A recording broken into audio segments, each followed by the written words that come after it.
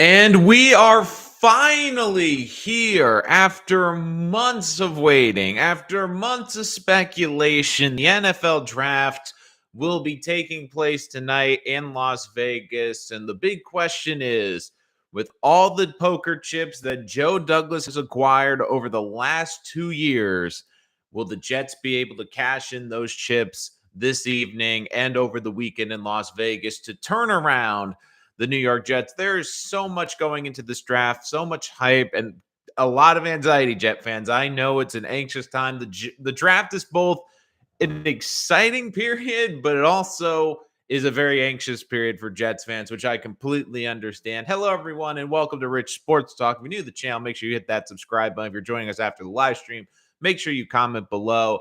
And also, if you know any Jet fans, get them to join our community. A lot to do today. We will talk about the draft tonight. And because I love you guys, I put up a poll yesterday, which I said, look, I'm going to do one final mock draft. But let's just say there was a trade for a certain receiver from the San Francisco 49ers. Do you want me to do a version of that? And you guys said yes. So was up late last night working on that, but I not only have one, but the 2-for-1 special today for the mock draft. Now, I personally don't believe Deebo's getting dealt, but Rich Samini just tweeted minutes ago that the deal might not be dead. It might actually be dependent on who's there at the 10th pick potentially for San Francisco. Maybe there's a guy they have their eye on. Maybe it's a receiver that they have their eye on. If he's there, maybe then they'll finally pull the trigger. So to cover all the bases, we will make sure to get both of those versions in. This has been quite the roller coaster for Jet fans. I know it. You know it. It's been crazy. And again, guys, the live chat is open. If you would like to reach out in the chat to give your conversation, give your takes on this draft, here we go. This is the final 7-round version for Rich Sports Talks mock draft. And a bit of note, this is the first one, which I believe will be most likely. This is the non-Deebo trade version. I will go straight into the Deebo version. And then, of course, I will answer your questions. And with the 4th pick in the 2022 NFL draft, I have the New York Jets selecting Ike Ekwonu, the offensive tackle out of North Carolina State. And I know everyone's going to jump and say they hate this pick. I put this on a poll on the channel and asked about what combination you would like. And Ike wasn't getting a lot of love. And I understand that there's a chance now that the rumors are Aiden Hutchinson could be falling to the Jets, which is certainly a possibility. I don't see him personally getting past Detroit. The real question is what happens with Kayvon. I mean, there's a chance Ike goes to the Texans, but if Ike is on the board, I believe he will be selected for a couple of reasons. Number one, the reports are Joe Douglas is absolutely smitten with him. But the second thing is, if you listen closely, there was a couple of things dropped this week, including reports that the Jets, like you heard it, like stuff doesn't get out they wanted to get out, where some people around the league believe Mekhi Becton has suited up for the last time for the Jets. There was also George Fant's press conference. He let slip that he's more comfortable playing left tackle. I'm pretty sure the Jets have been telling him he's going to be playing left tackle. And the other thing, too, is Joe Douglas, who people have killed about giving extensions, has been kind of mum on giving players extension. George Fant came out and said, look, I've been negotiating an extension with the Jets and I want to finish my career here. That tells me Fant's in the long-term plan of this organization, not necessarily Mekhi Becton. And for everyone that's going to say the Jets don't need a tackle, they should get the pass rusher, I completely get it, but there's two things I would ask you to think about. This is a great pass rush class. There's not a lot of blue-chip offensive linemen in this class. And arguably, some people have Ike at the top of their draft board, number 1 overall. I have him at number 2. I think he's by far the best offensive line prospect with the highest ceiling. And if Fant's going to play left tackle, Ike can come and play right tackle and dominate. I don't think Mekhi gets dealt draft night, but you can't tell me that the Jets, who love offensive linemen, Joe Douglas, who loves offensive linemen, has the chance to pick the best one in this draft, is going to potentially pass on that. And here's the other key thing to keep an eye on, too, why Ike will be the pick. I keep saying this and people keep forgetting what is going to determine Joe Douglas's job and Robert Sala's job. Yes, it's wins and losses, but what's the most important piece of the Jets organization? It is Zach Wilson. They cannot go into a season with questions at the tackle position. And if they overinvest in the offensive line, if it works out for Zach Wilson, who cares? Because you need to protect Zach Wilson, and Zach Wilson is the key to this franchise. You look at every coach and general manager that got fired this past season, they all had a big question at quarterback around it. And with the Jets, they need to figure out if their quarterback in Zach Wilson is the answer and the franchise quarterback. You have to eliminate variables so the Jets get the number one tackle prospect in the draft. At number 10, part of passing on Kayvon also could help too, is because I have them going with Jermaine Johnson at number 10. I really love this kid in Florida State. I know not everyone's high on him. I really love this kid. Great motor, unbelievable presence. And the one thing I will say, I do think Kayvon is probably a higher ceiling for a pass rusher. But in terms of a 3-down defensive end, Jermaine Johnson might be a little bit more of a safer prospect because he's an unbelievable run defender, and the Jets had the worst run defense in the league last year. The other reason I really like Jermaine Johnson, too, is like you've seen the array of pass rush moves. He seems to be an ascending player. And let's be honest, like I know it's not sexy because it's an offensive lineman and Jermaine Johnson, and a lot of people want Kayvon. But if the Jets feel, and I think this is the case, that both of these players are top 5 players in the entire draft, and both of these coaches, this coach and this general manager, love building through the trenches. If they can come out through the top 10 picks and get 5 of the best players in the entire draft with a pass rusher and offensive lineman at the 2 premium positions for their franchise, they'd be very happy. Like if I was to tell you the Jets, take the names off the jerseys, take everything out of it. If I was to tell you tonight the Jets could potentially walk away with the 5 best players that they feel in the draft, 2 of the 5 best in the top 10 picks, you would be ecstatic. And I know a lot of people are going to say, well, wait a minute, we need a receiver. Don't worry, I got that covered. Pick number 23, Arizona. I have the Jets train pick 38, their 4th round pick and a future 6 from Blake Cashman that was used last year to trade in to get Treylon Burks. Now, Burks has been kind of another polarizing wide receiver, but the Jets have done the most due diligence on him. They've given him the most workouts. They clearly love him. And for a team that everyone wants to get Deebo, everyone is clamoring for a Deebo Samuel. The thing is, Treylon Burks in this draft is the closest thing to a Deebo Samuel, what he can bring to the table, the versatility. And again, he might not be the best vertical threat jumping up like a Drake London. He might not be the best route runner, but in terms of a total package of receiver, for me, it's Treylon Burks. And don't forget this too. There's 2 conferences that Joe Douglas in the first 2 years drafted more than anyone else. It's the SEC and the ACC. And a lot of the receivers this year, Big 10, Pac-12, Big 12, like Treylon Burks has proven he can do it in the SEC, over 1,000 yards against really great competition. I think it's a great fit, but they're not done at wide receiver. Pick 35, Christian Watson, wide receiver, North Dakota State. Look, this kid was unbelievable at the Senior Bowl, 6'4", runs like a freaking deer, can run great routes too, which is what you want in a wide receiver. And here's the thing. I think there's going to be a run on receivers. He could go in the first round. Right now, I have him slipping to the Jets at the top of the second round. They're going to have a lot of tough decisions here. Could they trade back and get more picks? Can they get a pass rusher that falls out of the first round? Could Tyler Linderbaum? I doubt it, but could he be sitting there at 35? Either way, the Jets take Christian Watson for 2 reasons. Number one, he's a great receiver, and it helps your young quarterback, and he's a good receiver prospect. But number 2, never forget this. Corey Davis is basically on a 2-year contract. His 3rd year isn't guaranteed. The Jets can get out of it. They can move on from Corey Davis after next year. So not only is this a pick that helps your quarterback this year, but it also helps to establish a wide receiving core going forward. And don't forget now, receivers are great currency in the NFL. You want to get them early and not have to pay them for 3 or 4 years. So Christian Watson gives them another cheap option, another big target, another good route runner that can help establish this young quarterback in Zach Wilson. Then I have the Jets trading pick 69 in the 3rd round to the Ravens for pick 100, their compensation pick, and the 4th round pick. The Ravens have 5 4th rounders. They move up to get a good, better player. The Jets get some of this key capital back with the 100th pick. I have them going with Kirby Joseph, the safety from Illinois.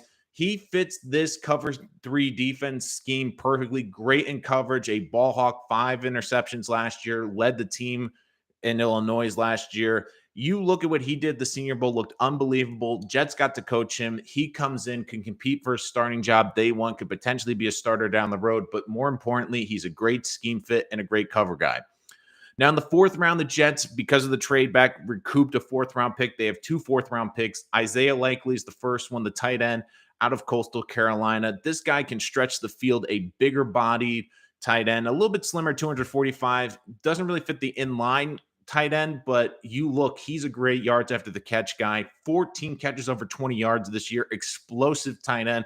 He's going to drop because he's kind of one of those hybrid, like think of like Dustin Keller, not really an inline blocking tight end, but you can line him up in the slot. I really like him. And the telling thing to me about Isaiah Likely is he was at the Senior Bowl. The Jets had a lot of tight ends at the Senior Bowl, like the best cream of the crop prospects, like everyone. And out of all these prospects, they only brought one in for a private workout and for one of their top 30 meetings. It was Isaiah Likely. So I do think he is connected to the Jets. Then I have Pierre Strong Jr., the running back out of South Dakota State. Really love this kid. Led the FCS in running. Smaller running back, but explosive. Gets up the field. Great one-cut ability. Really fits the scheme and could form a nice 1-2 punch with Michael Carter. Then in the 5th round, Jets have 2 5th-round picks. I have them trading the latter one for a 6th and a 7th.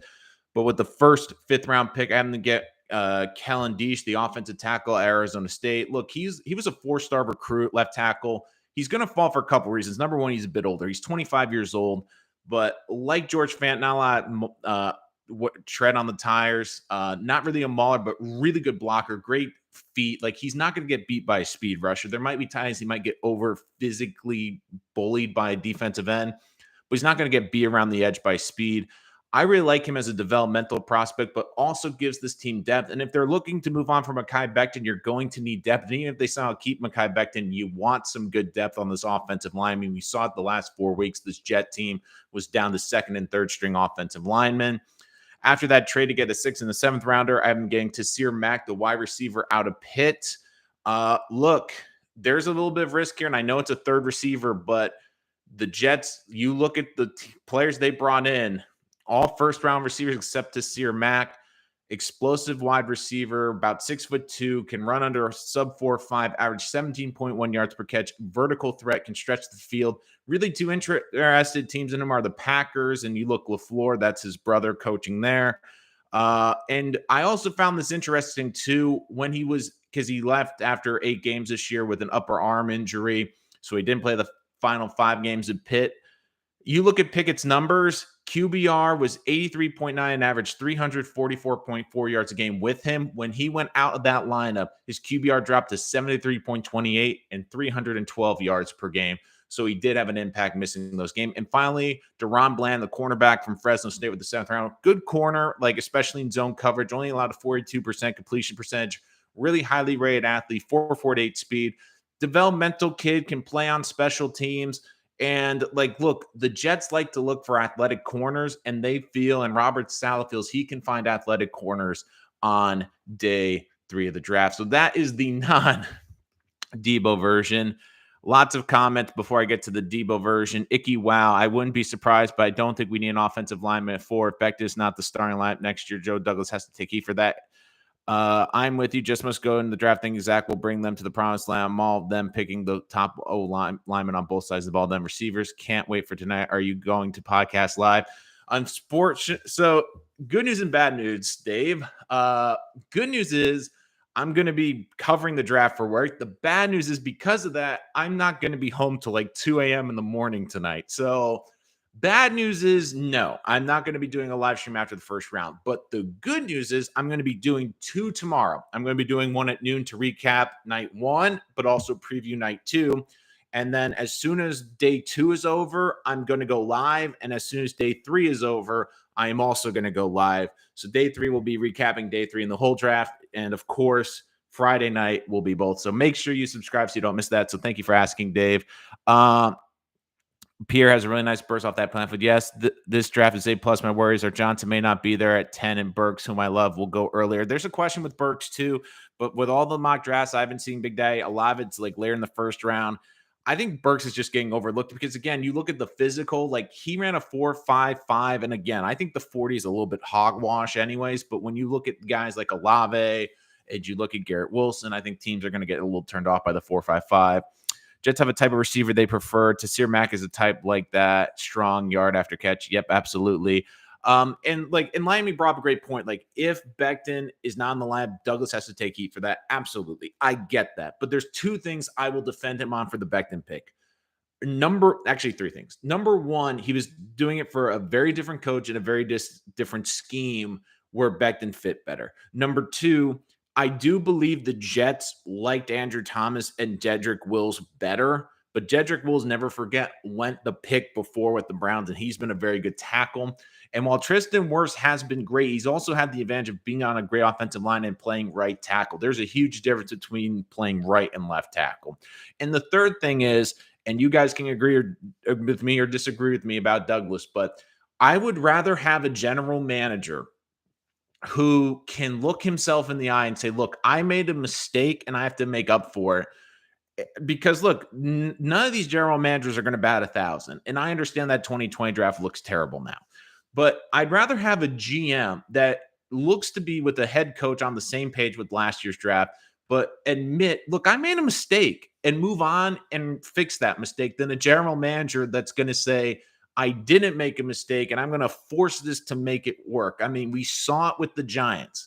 They took Saquon at number 2, and they have basically, with Dave Gettleman, defended that pick and basically said, no, you're the idiots, because guess what?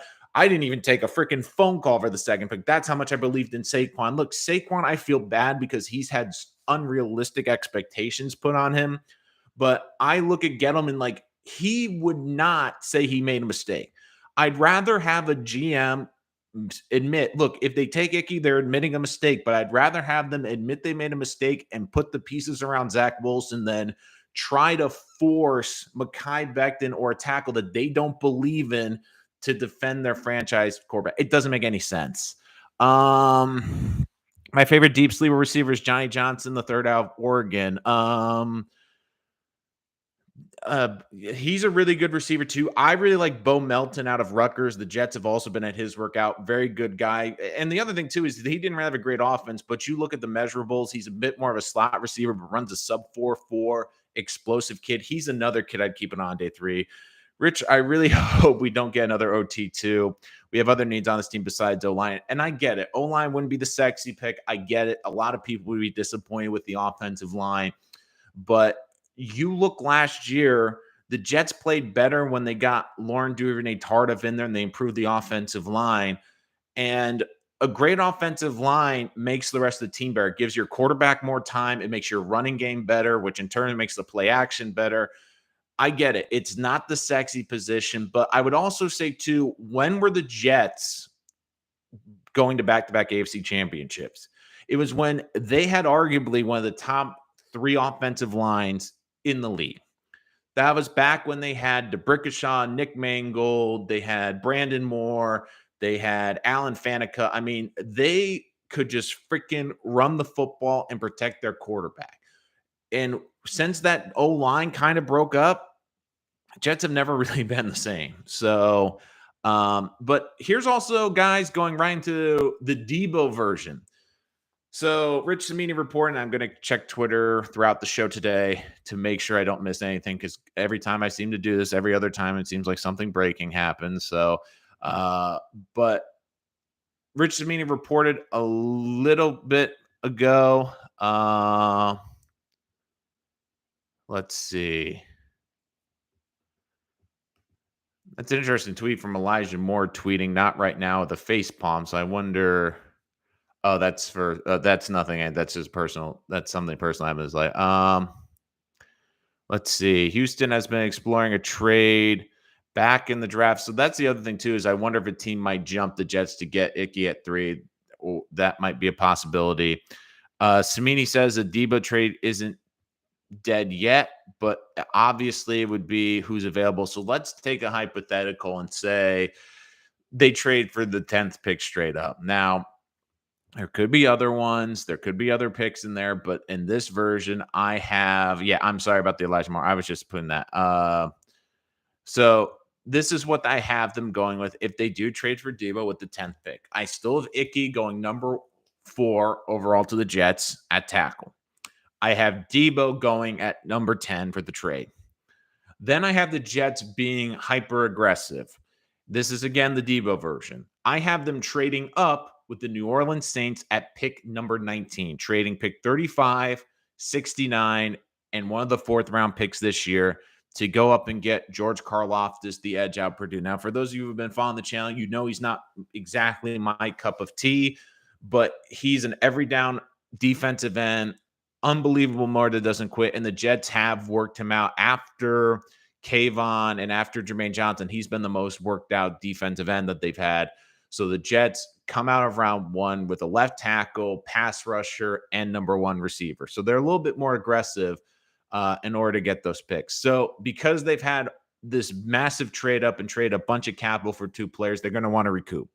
So in the second round with the second round pick number 38, I'm trading back with the Baltimore Ravens, trading for pick 45 and adding a 4th round pick. So the Jets basically end up with the same amount of capital they would have had coming into the draft on day 3. With the 45th pick, I've been picking Perrion Winfrey, the defensive tackle of Oklahoma. Kid I really like.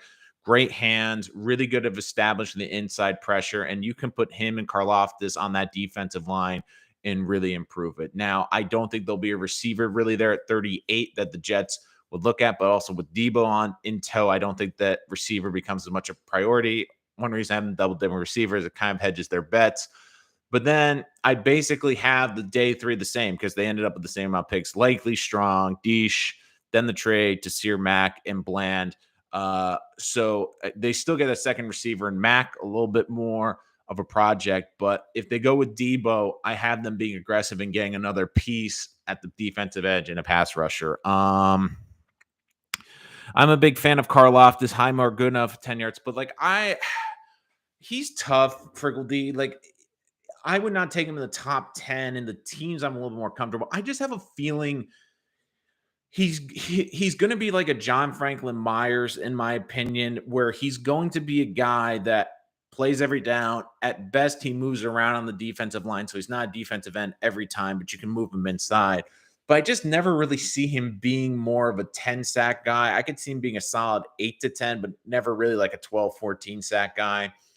I mean, look, I really love his motor. I love that he wins with power, but he doesn't have a great twitch. He's not overly fast coming off the edge.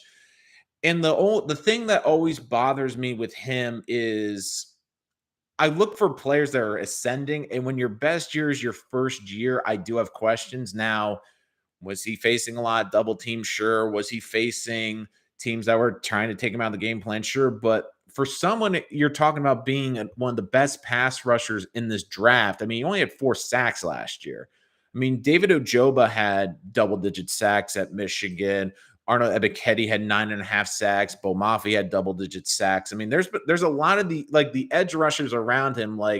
You look at the production, and I'm not saying Karlaftis was a very good defensive end, very good against the run, would improve the Jets' run defense like Jermaine Johnson would.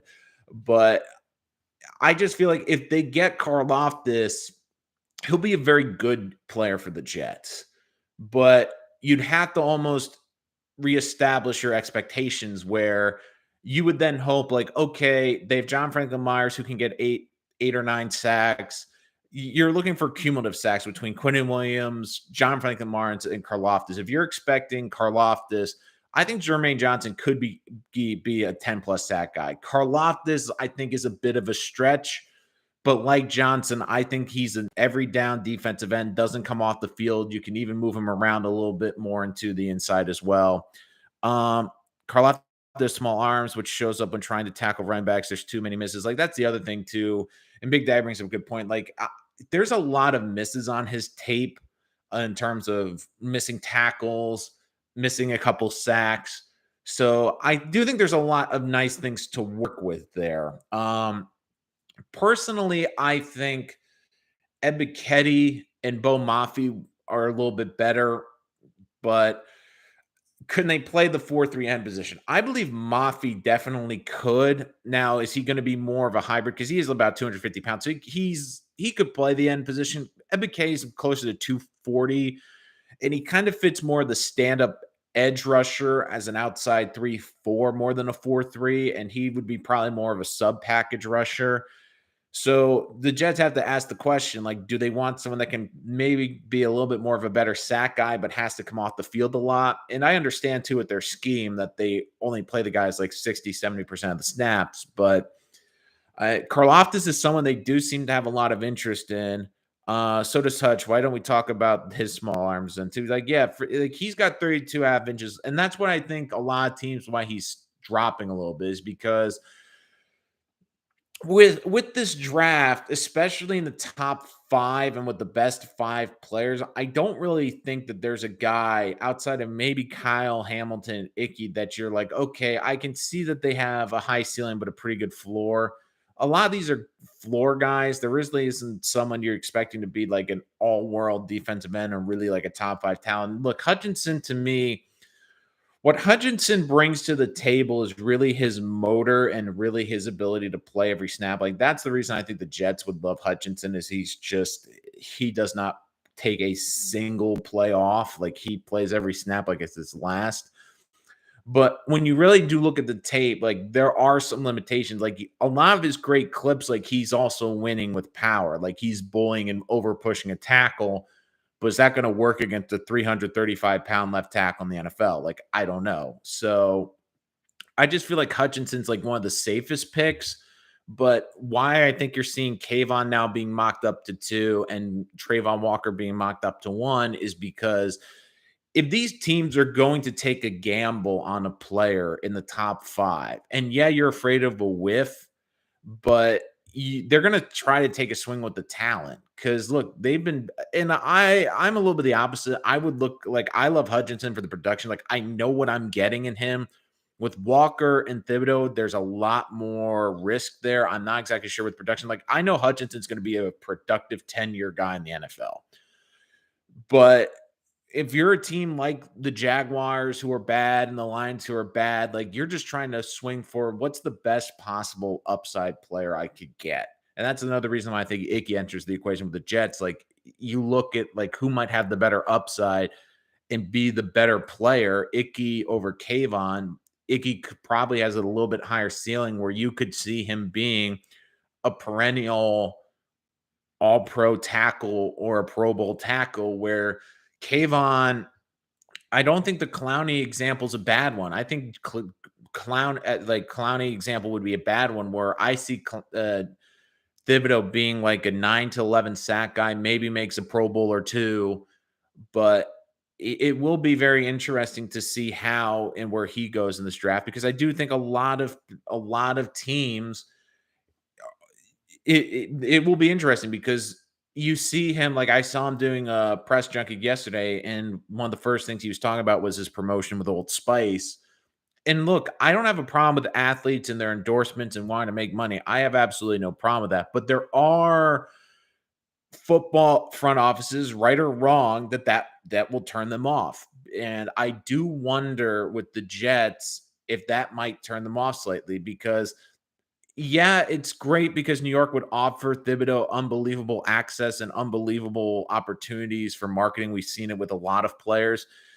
But what Robert Saleh keeps telling us is he wants players that eat, breathe, and sleep football. And I can see that with Icky. I can see that with Jermaine Johnson. And with Kayvon, like I can see he's got a great work ethic, but is football the most important thing to him? Like, I'm not 100% sure. So I do wonder if that will enter the equation with the Jets. And even Peter Schrager, who's probably as locked in as any expert with the Jets, like he was asked, like, do you see Kayvon going to the Jets? And he basically tweeted out, I see the winds blowing a different way. Now, does that mean that the Lions could be taking him at number 2 or that the Jets are kind of really out of there?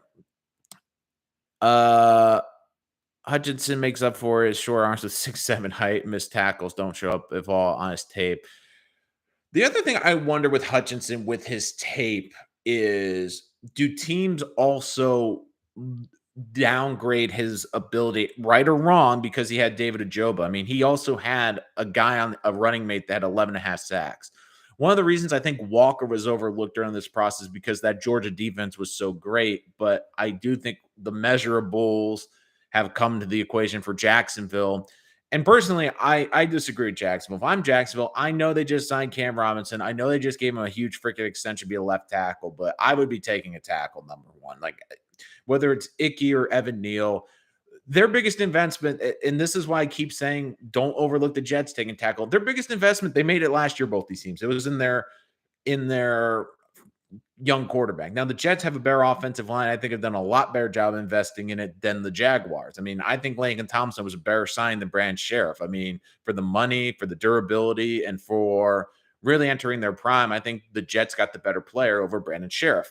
But I look at Jacksonville and I say, look, their biggest prize is Trevor Lawrence. Do everything you can to help Trevor Lawrence. And I know the argument is, well, they have a better defense. That will help Trevor Lawrence. Sure. But when you're in a division with really good defenses in Indianapolis and Tennessee, I would try to protect my young quarterback. I don't know where you're seeing that reports, but I don't think that's out of the question too frequently. Don't forget, they're picking 13. They can easily move up in the top 10. They have a bunch, and they have all those picks from the Deshaun Watson trade. So I could see that. The real interesting question is going to happen with the Giants and the Panthers because I think the Giants are probably going to take Saucer, a corner, and a tackle. The big question is Carolina. Do they get the quarterback at 6 or they go offensive tackle there? This year's draft seemed to be the most chaotic in years. Yeah, I would say that. Like that's why these mock drafts are so freaking hard. There's no clear-cut players and there's no quarterbacks because the quarterbacks determine the draft. It's not just about the viewership and it's not just about the appeal, but where the quarterbacks go impacts everyone because Micah Parsons was probably a top 5 player in last year's draft. But because you have 3 quarterbacks going in the top 3 and another quarterback going right at 10, that pushes everyone down the board. So this year, where we don't really necessarily have a quarterback in the top 10, that kind of hurt the Jets for 2 huge reasons. Number one, it diminished the value of their pick. Like if they had like the best thing for the Jets would have been if the Giants basically had told people they were moving off Daniel Jones, and then people would say, well, we got to jump in front of the Giants to get a quarterback. But you look at the situation now, they are sitting there, and it's like no one really wants to come up to 4. Maybe a team wants to come up to 10 for a quarterback, but the quarterbacks, because there's no quarterbacks guaranteed to go in the top 10, that could also limit the talent. Because at 10, the Jets, Jermaine Johnson, I think, can definitely be there. Kyle Hamilton, who I don't think they're going to draft. I mean, there hasn't been any connection with the Jets and Kyle Hamilton, but in other drafts, could have maybe Kayvon or Aiden fell all the way to 10 if there were more quarterbacks in the top 10. Absolutely. Absolutely. Schefter just reported it. Okay. Hopefully he did it with good language this time. So let me go back to Twitter really quick because it just feels like all this information is coming out. I'm just making sure that this comes out. Another player I would also keep an eye on for the Jets in a situation is the following, which is hypothetically, if the Jets go with a pass rusher at 4, whether it's Kayvon, whether it's Jermaine Johnson, and they can then trade back from 10. Like, let's say, I think teams that could trade up to 10, Eagles maybe for a receiver, Chargers maybe if like Cross falls or Neal somehow falls to 10, or the Steelers.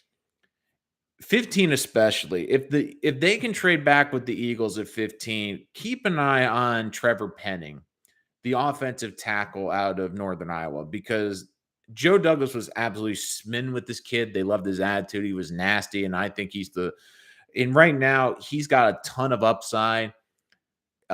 Really dominate at the Senior Bowl. I think 10 would be a hard place to pick him. But if the Jets could propel back and get an extra pick and pick him at 15, because I think he's probably going to go to the Chargers at 17 or in that 16 to 20 range.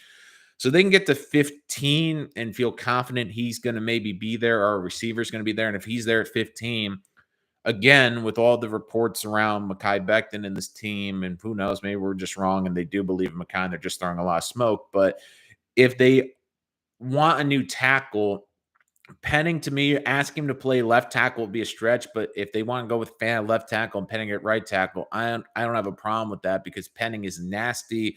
He's physical. I could see him being someone that the Jets have an eye on. Like, that's a name. Don't forget tonight. Trevor Penning. Like, if there's names connected with the Jets that I would keep an eye on, like the receivers are I think everyone's talked to nauseam. I think every Jet fan knows who the receivers they're interested in are. If they're not, let me know in the chat. I could let you know. But I think names to keep an eye on tonight in the teens, if there's a trade back, Karlaftis would be one. Trevor Penning's definitely one. And then the 20s, non-receiver players to keep an eye on. I would definitely keep an eye on Linderbaum because I really think Linderbaum's one of the best players in this draft. And if he's sitting there in the 20s and Joe Douglas looks in and goes, I can get one of the better offensive linemen in the entire draft in the 20s, I don't think he will hesitate. I do think Linderbaum could be something. And he's been falling throughout this draft. I don't know why. I think it's just because people devalue the center position. I don't. I also think, too, the thing that's hurt Linderbaum is because there's so many good interior offensive linemen in this draft where teams are looking and going, well, we could get like a Cole Strange on day 2 or 3 or a Cam Jurgens. Like, I think that has also hurt him as well, where like, I still think he's bar far and away the best center, but because there's so many interior offensive linemen that people view as starters on day 2 of the draft, or even potentially early day 3, why would they go up early and get a center? Now, I think center, like you look, if you have a great center, makes your whole offensive line better. So I would think he's someone to definitely keep an eye on to trade up into the 20s. Draft ain't as deep as people saying. Miami trade out and got Hill because of it. David, I agree and disagree. I don't think in terms of top talent, you're wrong. I would say the strength of this draft is between prospects 10 and 60. And the thing too is there's some really good players, but there isn't a huge differential between those players. And that's one of the reasons I keep saying with the receivers, like people like the Jets have to get one at 10. I'm like, I feel like you can get a very good one that's not that far separation later in the first round, even the top of the second round, just because there's so many good receivers and so many receivers that really aren't that far apart from each other. I mean, like, that's why everyone's saying, oh, Jets have to get a receiver at 10. Like, I'm like, I don't think they have to. I really don't. And I don't think that there's going to be like an Elijah Moore day 2, but there might be at 35. That's the advantage with the 35th pick. The Jets can move up and get one or wait and see what's the best one when the dust settles. I mean, they could get like a first round graded receiver in round 2. And that 10th pick tonight is the one I'd keep an eye on because I do wonder if like the Steelers try to come up for a quarterback. The other thing too is there a player that Washington really likes that another team might like and try to trade up? Like, does Kyle Hamilton fall to 10? Does Stingley fall to 10? Is there a player that someone in the top 10 really likes and doesn't mind going up to get there? Let's see.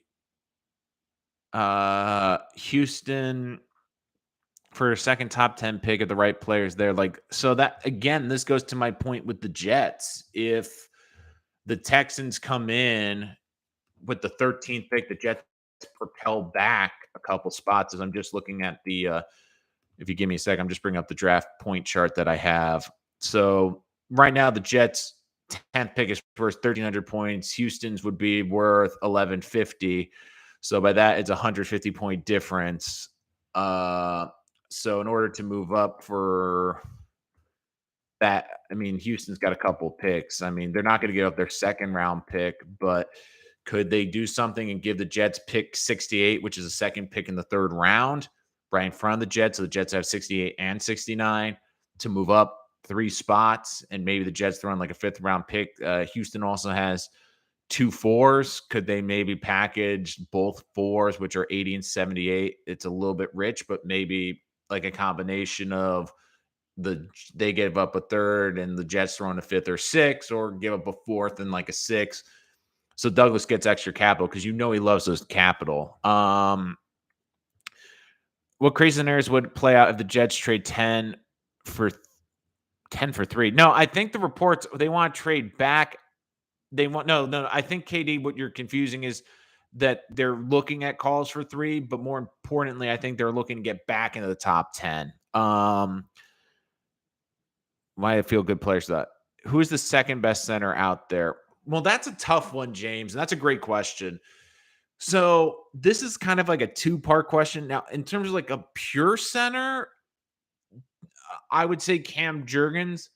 But the other thing you have to keep an eye on, though, is there's a lot of these guards that can play center. Like a great example is Zion Johnson. I think Zion Johnson's better than Cam Jurgens.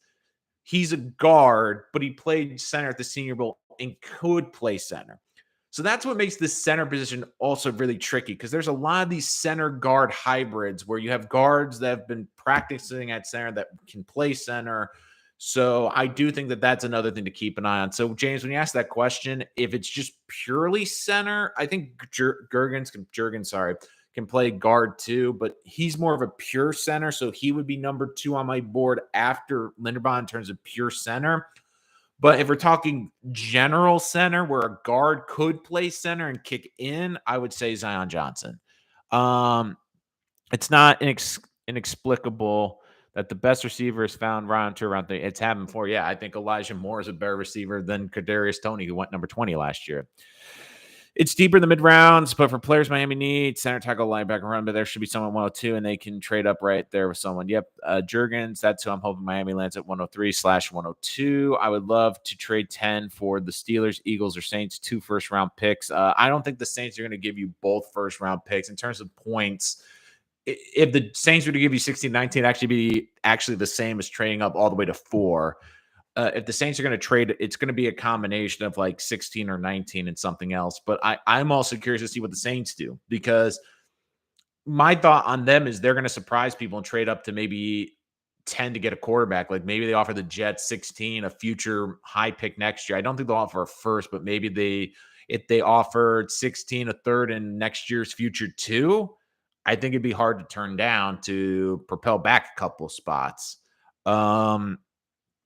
Probably end up with the Kentucky center. No, the Kentucky kid, he's pretty good too. There's a lot of pretty good centers out there in this draft this year. And like one guy I really like who's a guard / center and fits in that is Cole Strange from Chattanooga. He's one of my favorite interior offensive linemen. I think he's got tremendous upside, especially in the 3rd round. Rumor mill is blazing right now. Seattle supposedly called the Jets. The only thing I care about is if they're calling like the 10th pick for DK. That's what I would care most about. Because Seattle, I don't see Seattle trading from 9 to 10. It just doesn't really make a lot of sense to me. I think that's a little bit more rumor. If one trade I wouldn't mind too is I do wonder, could they trade the 4th pick and Seattle gives up DK, but they also throw in because they have all those picks now, like a couple of other picks, like a high 2nd or something, maybe. The thing is, I don't think they're going to move off of DK. I really don't think DK is going to move because they need a face of the franchise. They really need, they need people to show up to their games next year. And they're not going to show up for their freaking quarterback. They're going to show up for DK. And I'm in the minority too and I know I've said this last time, if I'm the Jets, I try to get Tyler Lockett. I think Lockett's a great receiver in this league. Is he like a true number 1? Maybe not, but I think he's a good 1A. I think he's an unbelievable receiver. He can take the top off of defense. He averages 9 touchdowns a season, over 1,000 yards. And people are saying, well, his contract's got awful. Well, it goes up after next year to $14 million, a $16 million cap hit. And then after that, you can get out of it with no cap penalties after 1 season. And people are like, oh, that's ridiculous. Christian Kirk is going to make more money than Tyler Lockett. And Tyler Lockett is a hell of a lot better player than freaking Christian Kirk. Um, would you do a move up to 4 and include DK? They can sell wills to the fans. What do you think? I'd give up I would okay, that's a crazy.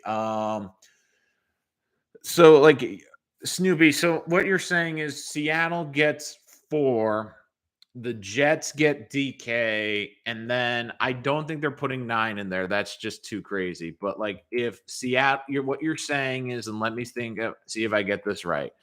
You're proposing that Seattle trades for Jets trade for DK, and let's say Seattle throws in because they do have 2 second round picks, both 40 and 41.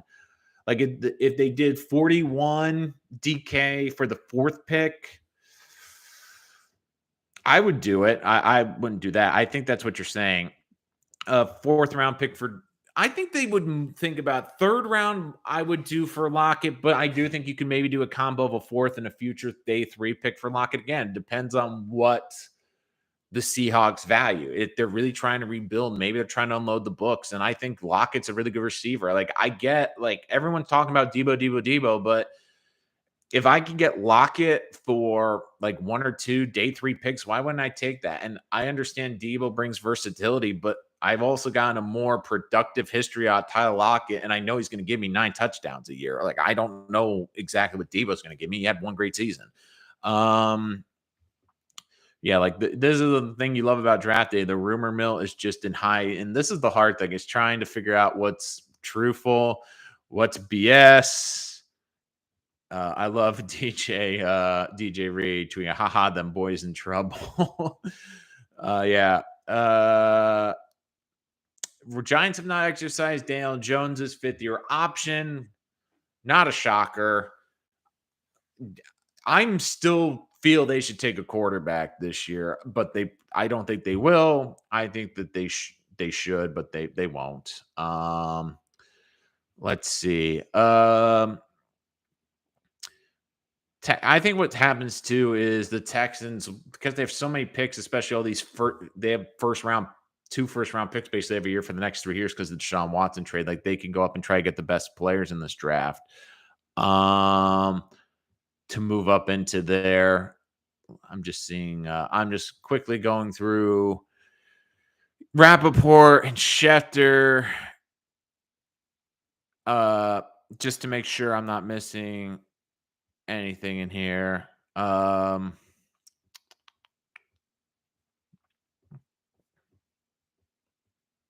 Yeah, so far, although I'm going to turn away for now 2 seconds. Now something's going to, of course, happen. But let's see. More in the comments. Lockett contract is hard for them to move. Well, the Jets have the cap space. And like people are saying the Lockett contract's terrible. I looked at it's really not that bad.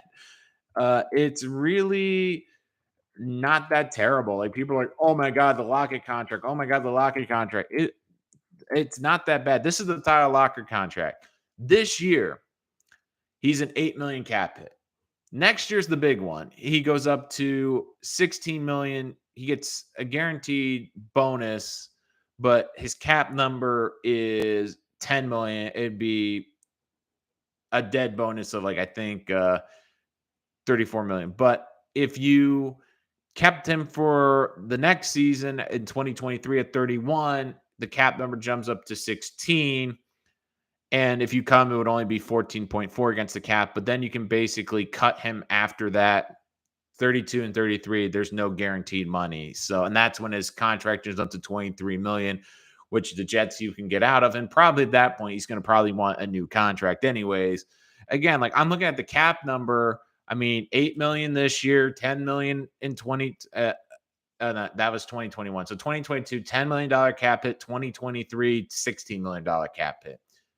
I mean, Deebo's going to cost you over $20 million if you trade for him, and you're going to have to trade all those draft picks. So, like, I don't see, like, why the Lockett contract's that bad. Do you think any of these guys get moved? Any of the big receivers? I don't. I really don't. I don't see AJ getting moved. I don't see Deebo getting moved. I really don't think that San Francisco, wants to move him. I think San Francisco wants to move Jimmy Garoppolo. I believe Garoppolo is probably going to get moved sometime within 48 hours after the first round. I could see first round happens, and then I could potentially see Baker and Garoppolo move before day 2, because I think what's going to happen is you're going to have a team that's going to reevaluate their board and go, oh shit, we didn't get the quarterback we wanted, or well, we kind of don't love any of the quarterbacks left. Like, let's just eat Jimmy Garoppolo's salary. Like, I have a feeling that the Panthers are going to get Baker or Garoppolo. I don't think they're in love with anyone at 6. And again, they don't have their second round pick. Could they trade their third round pick or next year's future 3 to get a quarterback like in Garoppolo? Sure. I just have a feeling that you're going to see one that move it once they get rid of Garoppolo's contract. The reason they're not giving Deebo's extension right now, to me, is more of we don't have the money right now because of Garoppolo's contract. But once the Garoppolo contracts move, they're going to do that. And look, DK hasn't really come out and said like he desperately wants to move. Like, even like, I mean, even the Deebo thing, like the big thing with Deebo was like they had that whole thing with him in the club and that person that's with the sign that said staying, and he's doing like the no, like I don't think he's gone like he hasn't gone Jamal Adams scorched earth, like, oh, I'm never putting on that 49ers uniform again. A lot of it, I think, is the usage and the money. And if he can come to agreement that, look, I don't want to be a running back for 60 touches a year, and they can come to a contract extension, I do think they're going to look to extend him. Supposedly, we'd have a deal in place with San Francisco contingent on if Sauce, Hamilton, or Stingley being there. Well, one of the 3 is going to be there. I doubt Sauce, Hamilton, or Stingley's probably there. One of the combination of the 2. I don't know where you're seeing that information. It's hard because, the other thing too is, are these teams tonight throwing these sources out and leaking out information to try to mislead people? Because they might be trying to get more value. Like, I bet the Jets are trying to leak the story in case they don't get Deebo that the 10th pick is really valuable to trade back. I also see a lot of these teams just sitting there and going, all right, well, we need to make a move, or we want to make a move. Like, maybe that's one of the reasons the Texans are saying, hey, we're looking to trade the 3rd pick. Any takers? Because now there's reports like that Hutchinson might drop to 3. There's reports that maybe the Giants love Icky so much, but now that they've heard the Jets really like Icky, maybe the Giants say, screw it, we'll jump the Jets. We have multiple picks on day 3. Why don't we go and get a tackle and make sure we get the best tackle? I really don't want the Jets to give up the 10th pick. Now, Daquan, is that at all, or is that like straight up for Deebo? And in some ways, like, if I'm the Jets, I would try to do. I don't think Douglas is going to give up the 10th pick. I believe he's trying to do the Tyreek, both 2s and a 3. I think that's even high. Again, like, I think what they're offering for Deebo is really high. Like, I think Deebo's an unbelievable receiver, but he had one really great year, and he's had injury issues, and he's a physical player. So I would be slightly concerned about that. We're only a few hours away, thank God. Deebo's seen eating grapes. What? Okay, I don't get that. At all, unless we are getting Kyler. They're not getting Kyler. Stop it. Like that. Just stop that. Like that's just ridiculous. Like, I personally, like, the most I'd offer a deal would be the 2 2s and a 4. I wouldn't even offer the 3. Like, Tyreek Hill, I know, is one of the most explosive players in the NFL. And like, I know he's one of the top 5 receivers. And like, I keep doing this test. Like, DK, I believe, is one of the top 10 receivers. AJ Brown, I think, has the talent and the upside to be one of the top 10 receivers in the NFL. Deebo, like, if I ask Deebo Samuel, like, number 1 receiver, be honest with me, most of you are pausing right now because you're like, what makes him great is his versatility, and he's telling people he doesn't want to be that versatile anymore. He doesn't want to be a straight running back. So that's the other thing. Like this is the reason I keep pushing Treylon Burks, because I'm like, even if the Jets trade up to get Burks, they're not nearly giving up as much capital, and they're not paying Burks for 4 years like Deebo. Like, that's the thing with Deebo. You're not only paying him in draft capital, you're paying him a ton of money. Like, if he was a free agent and you just paid him money, that's one thing. But you're giving up two assets and two key assets to get one player. Yeah, I'd love 38-69, but I don't think they're going to do that. Just saying, got to be that top caliber player. I was just mocking all these rumors I've seen on Twitter. I mean, yeah, that's the other thing with Jets Twitter today, and like every Twitter, like everyone's just going absolutely nuts. Like I'm waiting for that Matt Ariza, the punter's going to go in the first round today at some point. But I wouldn't be surprised too, like if a team like the one thing you wonder with the Giants, and I do kind of wonder is there a team that would want to jump the Giants to get the tackle at 4? And do the Jets feel they can get enough compensation? For me, if the Jets are going to trade a pick tonight, it's going to be the 10th. I know a lot of people are saying with Deebo, but I just have a feeling that there's going to be a player from the top 10 that's a top 5 on someone's board that's sitting there, the Jets. Like if Jermaine Johnson's there at 10, I think the Jets are going to run to the podium because I think they view him as a top 5 player in this draft. I really do. But if he's gone, I think a team's going to say Derek Stingley's a top 5 guy on our board. Kyle Hamilton's a top 5 guy on our board. And we want to make sure we get those guys. And the Jets will say, okay, we'll trade back and get a couple extra picks.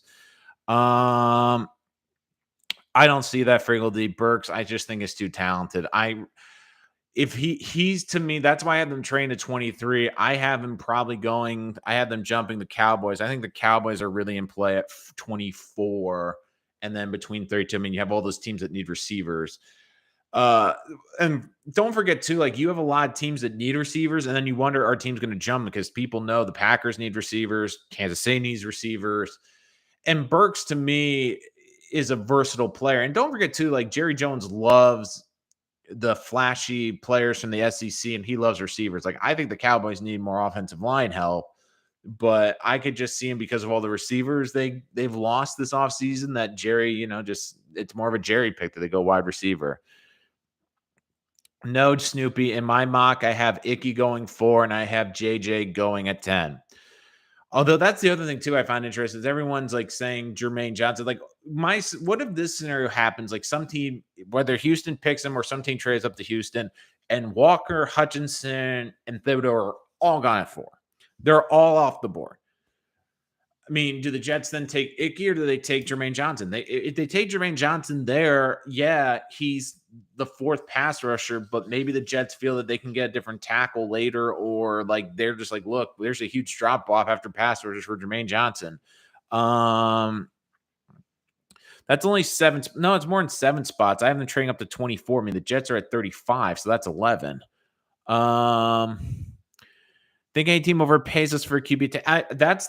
That's the team I would keep an eye on, would be the Steelers at 20. Because I truly believe that they really love Malik Willis. I believe Mike Tomlin really loves Malik Willis. And I believe that they're going to trade up. Now, the question is, do the Steelers feel kind of like the Patriots did last year, where they're pretty confident that none of the teams in between are going to take someone? Because I don't see Washington, Minnesota, Houston's, who knows what Houston's freaking doing, but I don't see Baltimore's not taking a quarterback, Philly's not taking a quarterback, the Saints maybe, Chargers aren't. I mean, that's the problem, is like the way the Steelers jump up to 10 is if they really do feel a team's going to jump in front of them at some point to take a quarterback. But if they feel convinced that no one's going to jump in, they probably will just stay at 20. But there's teams like I would look to jump up to 10, like Houston. We've heard the reports they want to jump back into the top 10. Maybe it's with the Jets to draft, like if Stingley's there before he goes to the Commanders or something, maybe the Jets propel back to 13. Another team to keep an eye on that no one's really talking about, number 14, Baltimore Ravens. Why? Joe Douglas started out in the Ravens organizations, and that's why in a lot of my drafts I haven't connected to the Eagles and Ravens. Like general managers, like I do this by tendencies. General managers tend to work best and do a lot more with the organizations that they've been a part of and that they know. He's been a part of the Ravens organization. He knows how they operate. He knows what they look for, and they have a ton of draft picks, especially on day 2 and day 3. So if the Ravens feel like there's a corner, maybe a tackle fell to 10, like in Cross, maybe they're dead set on getting Trevor Penning at 10. Maybe there's just a player like they can't wait for at 14. maybe they jump in and they have that relationship with Joe Douglas. And that's why also with 15 the Eagles, I can see the Eagles doing that. Maybe I wouldn't throw this pie at the Eagles too. I mean, the Eagles to me, they basically told us they're looking already forward to next year. Like they're putting their money on getting a quarterback next year. So what can they do this year? Build out to help a quarterback. I would not be surprised if Jameson Williams, and I know Jet fans would hate to hear this, but if he falls to 10, the Eagles have the luxury. They made the playoffs last year. They already have a number one. What if they decide, look, we can get Jameson Williams and pair him up with Devontae Smith for our future quarterback next year, and we don't mind he misses most of this season? What if the Eagles came to the Jets and said, we'll give you 15, we'll give you a 3, and we'll even throw in an extra pick, maybe even better. I don't think they throw in a future 1, but because they're trying to get a quarterback, but what if they gave up a future 2 next year? Then the Jets say, okay, that's fine.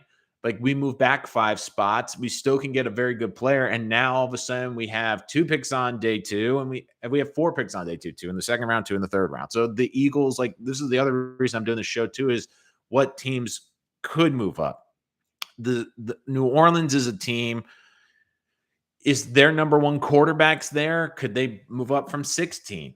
The Chargers are a team too. Like no one's talked about the Chargers, but they need a tackle. Like if Charles Cross falls to the Jets at 10, which is a distinct possibility, they really need a tackle. Like that's the one position the Chargers need. Like you look at their needs, it's tackle and then everything else. So could I see the Chargers even being aggressive and going, well, we'll even give you our second round year pick this year because we don't really have a lot of picks. We don't really need a lot. Like they could do that for the Jets, and the Jets move back to 17. So there's a lot of possibilities. I mean, I also wonder too, this is really a stretch.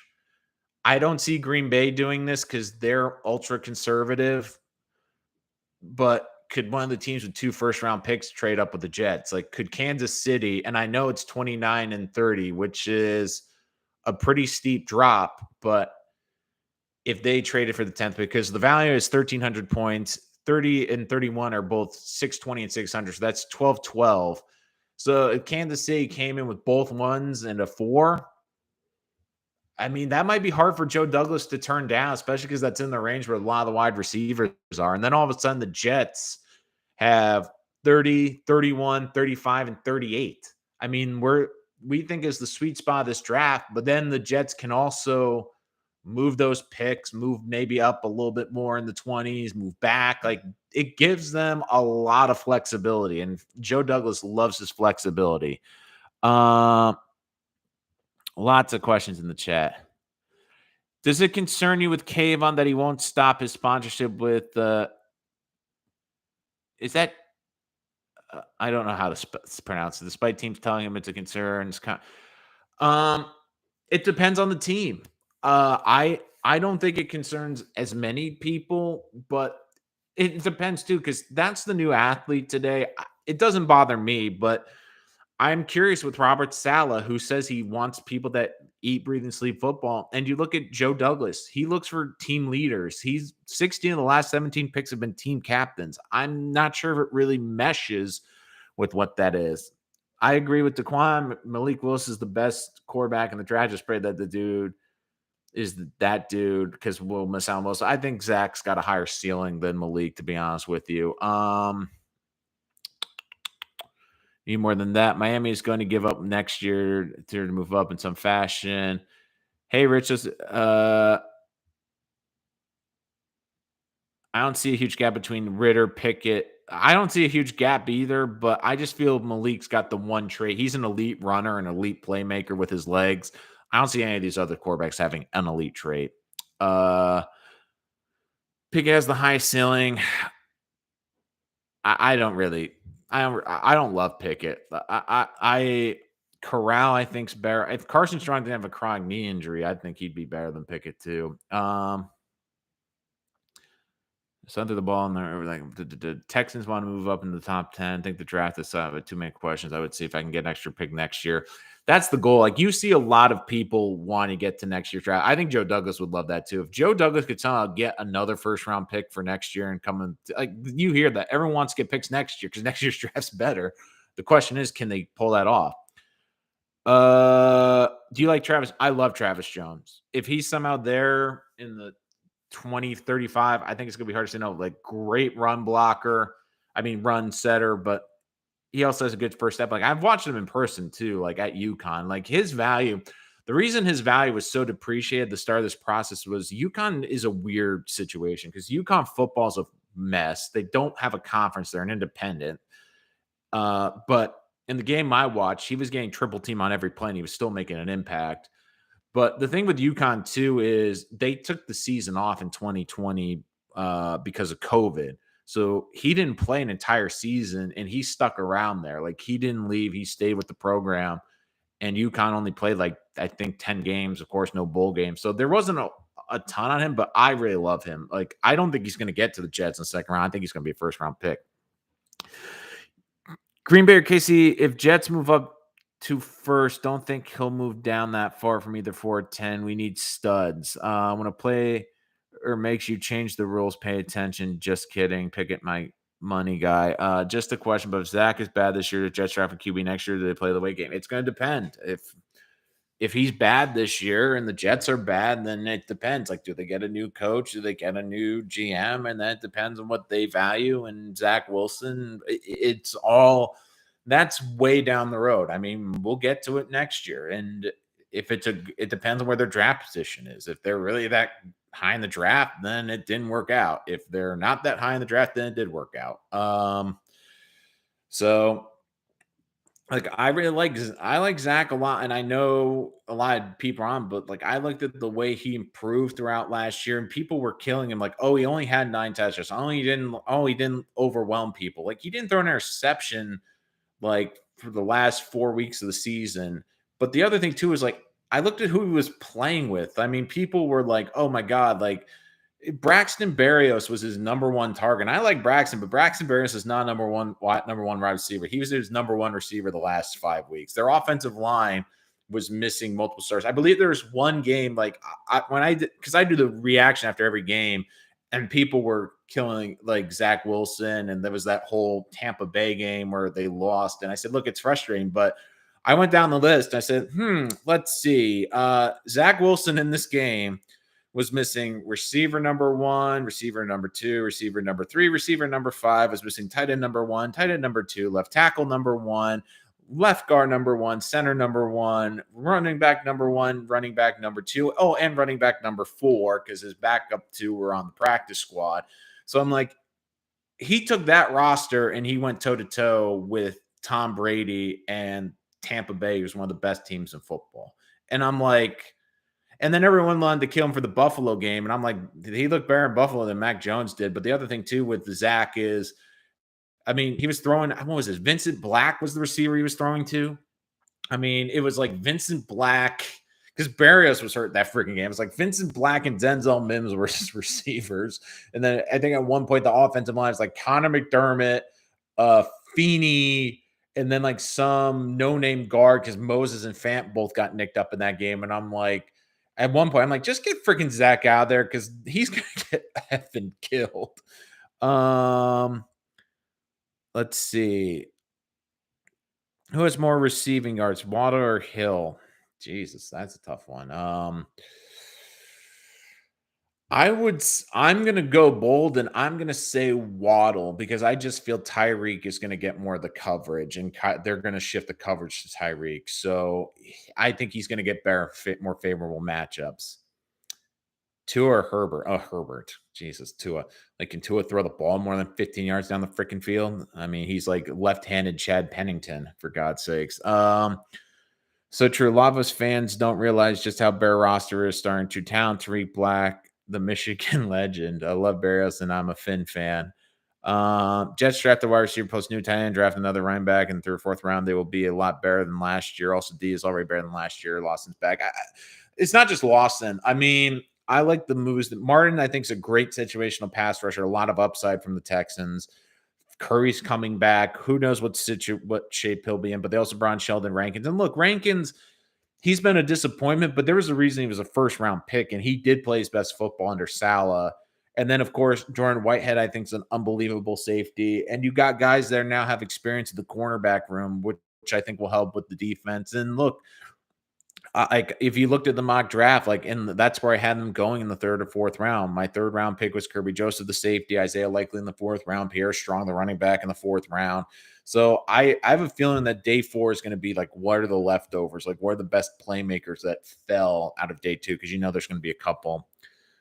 Is Mekhi a bust? It's still too early for me to say he's a bust, but I will say I think the Jets have lost faith in him, not necessarily in his talent, but his ability to be on the field. And it's hard because never forget this too. And no, people always overlook this. And I do think it's an important part of football that no one talks about, which is fit. We have to remember that Adam Gase, who's an idiot, by the way, but the Jets drafted Becton to fit Adam Gase's scheme. So he was part of the groceries that were brought for Adam Gase to prepare that meal. But then they bring in a very different chef in Robert Saleh. And the ingredients are different. And some of the ingredients just don't mix as well. And for everyone, and again, I like Mekhi as a person. I think Mekhi is a wonderful kid. I think he has all the upside in the world. I think he has the ability to be a game changer at the tackle position. But there are sobering facts about him that, when you really think about it, are concerning. His first year, he played less snaps than Sam Darnold, who had missed weeks for injuries. And he only played in 13 games. And in those 13 games, he allowed 7 sacks. I get he's a great pancaker, an unbelievable run blocker, but I'd rather take someone that's going to protect my quarterback at left tackle than have great highlight film. The other thing is the durability. And yes, was it a freak injury last year, week 1? Yeah. But I also made an interesting comment after that game, which was the Panthers were killing the Jets' offensive line. But I did notice in the second half, after Becton went out, that the running average went up. It wasn't a lot, but the Jets' offense looked a little bit better. And I remember coming on this program after, and I'm saying, it's going to be a bad look if Fant looks great at left tackle and Morgan Moses, this offensive line combo, looks better than with Mekhi Becton out there. And look, Fant last year, you could have made a case he could have been a Pro Bowl left tackle. That's how good his pass protection was. And Morgan Moses was a very good starting right tackle. I mean, the thing with players is, how much they mean to a team when they're injured, it makes an impact. You look at the Jets last year, when Elijah Moore came back in the lineup, it was a spark plug. And you could tell the offense was a bit hurt when he got hurt later in the season, had to miss the rest of the year. He was missed. When Fant went down or Moses went down, they were greatly missed. When Carl Lawson, it's tough with Lawson because he didn't play, but you could tell there was a little bit of a missing pass rusher. But when Quinnen Williams went down and when some of those good defensive linemen went down, the Jets defense just freaking collapsed. The problem last year was the Jets offense. I know it wasn't great, but the offensive line outside of Greg Van Roten looked pretty good last year. And that's without Mekhi. And you look like the Jets, and I keep putting this in the chat with guys who keep disagreeing with me taking Icky at 4 tonight, if that's the case. If I had to ask you as a Jet fan to put money on Mekhi Becton starting 13 games, that's missing 4, basically a quarter of the entire season. I said you had to put money on him playing 13 games, a significant amount of money. Would you feel comfortable doing that? I feel like 95% of you would be no, because he hasn't played. You look at his snaps, he's played less than 50% of the possible snaps. And when you see guys get injured early in their NFL career, it almost never happens where they all of a sudden find it again. And look, this Jet coaching staff, they want guys that come in and work hard. And you saw with the 2 2020 picks with Mims and Becton. where guys like Braxton Berrios, who work their ass off at practice, guys who go 1,000 miles an hour, the guys that completely dedicate themselves, like they thrived in this system. It was the guys who Denzel Mims who have talent, but you kind of wondered how much work they were putting in and how much football meant to them that all of a sudden became the question marks. And you look with Becton, he had a weight issue coming in his first year. Okay, it was 2020. We had a pandemic. It was hard to get to gyms. Like life was thrown off for a lot of people. Okay, it's his first year in the NFL. It's a learning experience. You know what? Fine, you can give him a little bit of a pass. But the second year, when you have a whole new coaching staff, a coaching staff that, by the way, did not draft you, that has no vested interest in you, you want to make a great impression. Like if your bosses got fired and you had a whole new leadership staff, you'd want to impress them because it's new slate and you don't want to be on their shit list early on. But then when he comes into camp, reports are he's overweight, getting beat in practice. Then LaFleur calls him out in the Packer scrimmage. I mean, think about this with Robert Saleh. He called him out at the Senior Bowl like this is an important offseason. And Rich Simi reported that there's been not once but twice he's been over 400 pounds. If your like Robert Saleh is a player's coach, he loves players. He wants to have a relationship. He praises like every player. It seems like he goes out of his way to praise. I mean, if he like, and he's going to do what he thinks is best for the player. Like Mekhi Becton is the only player he's called out really publicly. Like he's the only one. Just getting back to some of your questions. I feel like there's a lot of draft busts in the first round. What is your opinion? Like Ike has grown me more as a safe pick. I think he's a safe pick too. I think he can be the best tackle. Like Evan Neal's probably a little bit safer, but I just feel like Icky's going to be a really great pro. Get Garrett Wilson, please, over this deal talk. Jake, I'm in the minority. Garrett Wilson's a great player, but I compare him a lot to a guy the Jets already have in Elijah Moore. Like again, Wilson's a little bit taller at 6'1", but I feel like the Jets kind of already have a guy very similar in Elijah Moore, so I don't think it makes a lot of sense for him. That's why I go with like Traylon Burks or some people like Drake London because they're a little bit bigger. Yes, Stequan Beck is about drafted OT in the second round, undrafted. I like to think of it as first is drafted versus undrafted. You got to keep your excitement in check. I will never keep my excitement in check. Adam Gase, I feel your pain. Yep. That was tough. Ligament injuries for someone of his weight and size take forever to heal. Jake, you saw it last year. I think that's another thing too, is where the diagnosis came out he was going to miss 4 to 8 weeks, and then he doesn't play another game. And again, I don't think it's fully on Becton to blame because it's a weird injury, and with offensive linemen, injuries seem to take longer. But I do wonder if that's also playing to this equation. That's why I want Tristan Wirfs. Again, Jake, Wirfs is tricky because I wanted Wirfs too. But at the time, Wirfs really looked better as a guard prospect, maybe right tackle. And the Jets, look, they were desperate. The way the roster was, they needed a left tackle. And I think they felt they put Wirfs at left tackle, he would fail. Now, Wirfs also benefited from being on one of the best offensive lines in football and also having the best pre-snap quarterback in history in Tom Brady. I mean, that makes life a lot easier. But I get it. I really believe if Wills was there, the guy the Browns selected, he would have been the pick over Mekhi. We knew he had to wait. Same. I was so excited when Wirfs fell to us and shocked when he wasn't the pick. Draft someone, give him a wake-up call. Competition has a lot of talent. Agreed. Rather take Burks or Watson trading back. Like that's my strategy. IRL. Like that's the thing too. Like if best case scenario, they draft Icky and Becton comes in, kicks ass in camp and looks elite, then the Jets have 2 elite bookend tackles. But there's 2 things that came out this week.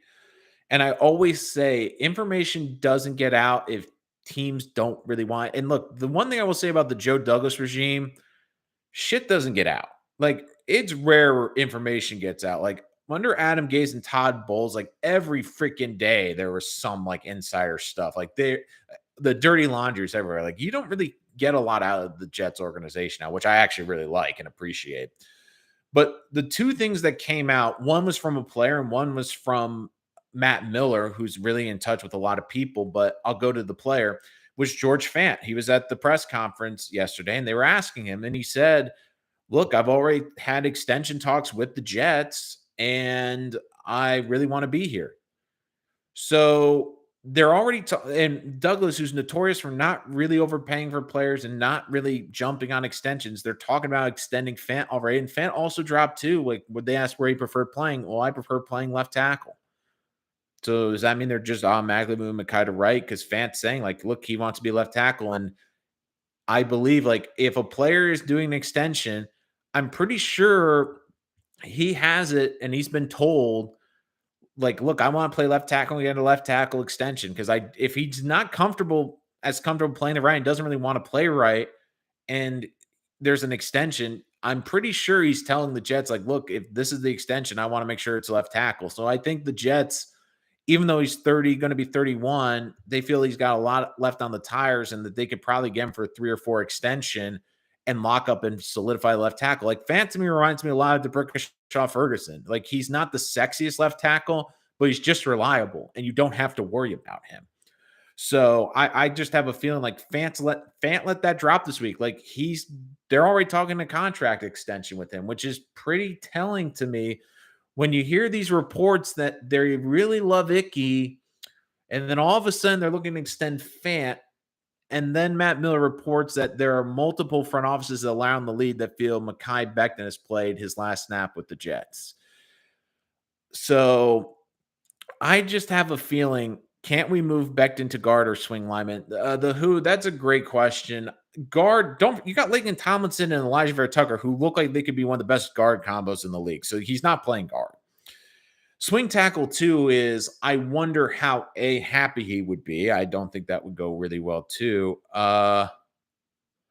Tony Jefferson now on Twitter. I think by the end of the night, Deebo will be a Jet. And that's the other thing with this draft, too. If the Jets can walk out of this with Icky and Deebo, like tomorrow night, if the Jets have Icky Ekwonu and they have Deebo Samuel, do you feel a lot better about this offense? About the offensive line, you feel a lot better about, and you feel a lot better about the playmaking ability. Again, the defense is a bit of a concern, but you hope Salah can coach this defense up. And look, this is an offensive league, and it's about developing your young quarterback. Like, that's why if it still comes down to, like, is this an offensive player that helps our young quarterback or a defensive player? I think you got to lean offense. I agree. I don't think Jets value linebacker as much as fan. I have Chad Muma in some of these mock drafts in third. He might be an exception. We can't move Becton to, like, I just don't see Becton being a swing lineman. Now, I don't think he'll be dealt during the draft, but I do think they're going to try to see how he looks in training camp and say they'll have a competition to see how he looks. Deebo Nicky's a complete game changer. More pressure on LaFleur, though. Like, look, LaFleur showed he could handle the pressure. I mean, he basically was working with nothing in the last 6 games, and the Jets are still looking good. I'm just seeing where this Jefferson report is because I'm just trying to check Twitter really right now. Where did you get that source from with Deebo? Tony Jefferson. Check that really quick. This is one of the tough things about doing these live streams is you never know. Yeah, Tony Jefferson, though, I mean, he has a feeling like I like I would feel more if it was like an agent or like a direct beat writer with the San Francisco 49ers. Again, I just have a feeling that Deebo's not going to get traded. I just don't see the 49ers in a division with the defending Super Bowl champions likely starting a rookie quarterback. I know he's a second year, but he only played in 2 games last year. I just don't see them doing that. Like, they're in a tough NFC, and like, look, the 49ers we forget they were a game away from the Super Bowl last year. Like, this is a team, like, their window is now. Like, I just don't see them willingly giving away Deebo. rather than a big loss in the first round time, rather try to get something back for him, maybe package him a trade. Deebo has to want to be a Jet. He knows that can logically for Jefferson probably hearing stuff directly from him. Leo Chanel in the third. Don't hate Leo Chanel in the third. Look, the other thing with Deebo, like that's the thing though. If he wants to be used the way he's been used with the Jets, fine. But if he's not going to want to be utilized as like a hybrid player, I don't think it's worth paying all that money and paying all that capital for him. Like to be honest with you, I really don't. What else? I'm just checking really quick here. I've heard late rumblings of Kayvon going to the Lions. Don't see it. And just checking with some of these draft people right now, seeing if anything else has come really through. Just always feels like something's got freaking coming through. Like at the last minute, I feel this feeling like, watch it. I'll turn this off, and like an hour later, Deebo Samuel, they'll be like, God damn it! I was so freaking close to having that live on the air. But let's see. But like the thing too is like I feel like some Jet fans are warming up to Icky. I know a lot. I feel like a lot of Jet fans are going to hate if they take a tackle at 4, even if Kayvon's there. The thing too is I think it's almost human nature because we've had this expectation now for months, especially the last month that Kayvon. I think a lot of Jet fans have already seen him in that black number 5 or green number 5 or white number 5. And the fact that he might not be a Jet does piss some people off. And I'm sorry about that. I do wonder if that's going to also play into this as well, where I think a lot of Jet fans have this expectation that they're going to get Kayvon, but it'll be fascinating. Could you imagine if Aiden Hutchinson's on the block with Icky? Oh my God, that would be something because I think Hutchinson's the best defensive player in the draft at 4. Man, that'll be something. 49ers want 2 first for Deebo. Douglas will never do that. Like, that's the thing. Like, I think Douglas will be aggressive with a wide receiver, but even the package he offered for Tyreek, it wasn't something like, I know points wise, it was about the same as Miami, but it wasn't something we were like, oh my God, they were getting fleeced. While on that Deebo's 900% committee, he's also injuries and Bosa won't be cheap. Like that's the thing with Deebo. Like I worry about his injury. He's a physical player. Like do the Jets want to give up all this capital, all this money for one player that's had injury issues? Like that's my big concern. And I get the argument you need to get as many pieces around your own quarterback, but we're not talking about like a Stephon Diggs or a DK or an AJ where they've not only proven their durability, but they've also had a track record. I mean, Deebo's had one great season. He's had one great year. His first 2 years were nothing super special. So, like, if you were to ask me today, the 10th pick for Deebo or trading the third, and this is high for me, I think you can get for less, the 3rd round pick for Tyler Lockett, I'd do Tyler Lockett. He'd be cheaper, and I know what the track record and the production is. I'm not sure what Deebo's long-term production is. There were rumors about Hutch dropping to 4. Yep, that's why I brought it up. No way, 2 1s for Deebo. Get Deebo, he's elite. Salary cap a joke. It feels like it's a joke half the time. If it's Hutch and Ike, I run that card in for Hutch. He's a monster. I also wonder too, like if let's say Hutch is there and the Jets take Hutch, like do the Jets all of a sudden, like if they don't feel they can get Deebo, I know we've talked about them trading back from 10, but would it be out of the realm of possibility of them moving to like 6 if Sauce goes 5 and they can get Icky with the 6th pick? I know Carolina probably wants a tackle, but they also don't have picks. Like if the Jets can trade 10 and like the 3rd to move up to get Icky in the top 10 and they get the number 1 tackle, maybe the number 1 edge rusher. I mean, could that be something? Because Douglas has said he's not afraid to be aggressive. Like if Icky falls out to 6, like could that be something too? Dia was the best football weapon last year, entering his prime right now. If you take a chance with someone, it would be him. Like I get that, Snoopy. Like I really do, but like I just like To be honest with you, I just feel like if I was going to give up a 10 for DK, for example, I feel a lot better because I feel like DK's got the track record. If I was going to do it for AJ Brown, it would be because I also feel they have the track record. I mean, we've also seen a lot of players like they have the 1 year monster year and then they're not the same again. I mean, it was a unique situation last year where they utilized him as a running back. And the thing that made him special last year is something that he's saying he doesn't want to do this year, potentially. So the Jets are going to play a player like last year, like he had the 1,000 yard catching. Yeah, that's great. But I mean, I look at like, for example, AJ Brown. I mean, what's his average year for me? His average year is 8 touchdowns, 11 touchdowns, a little bit of a dip with 5 touchdowns, but that's basically like 6.5 to 7 touchdowns. Debo's like 4 for his career. And I look like even last year, a down year where he only played in 13 games. I mean, AJ Brown had 869 yards, 1,000 yards his first 2 seasons. And then I look at like DK. DK has been unbelievable. Like he has just like his stats are off the charts 7, 10, and 12 for touchdowns, 900, 1,300, 967.